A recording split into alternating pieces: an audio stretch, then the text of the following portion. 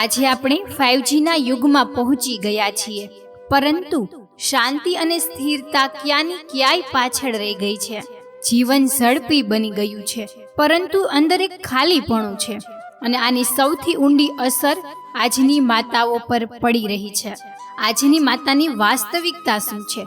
હંમેશા mobile screen તરફ જોવું, સોશિયલ મીડિયા જોતા રહેવું, રીલ્સ જોતી રહેવી, ઓફિસ અને ઘરની બેવડી જવાબદારી, સંબંધોની ગૂંચવણ અને મનની અસુરક્ષા અનુભવવી, જેના કારણે ઊંઘ પૂરી ન થવી, તેને મિસકેરેજનો, સિઝરિયનનો અને લેબર પેઇનનો ડર રહેવો.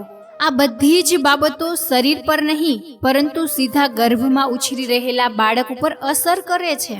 એટલા માટે જ ગર્ભ સંસ્કાર જરૂરી છે, કારણ કે તો કોઈ પરંપરા નથી, તે એક હિલિંગ થેરાપી છે. માતાને માનસિક સંતુલન આપવાનું સાધન છે, બાળકને ભાવનાત્મક સુરક્ષા આપવાની શરૂઆત છે.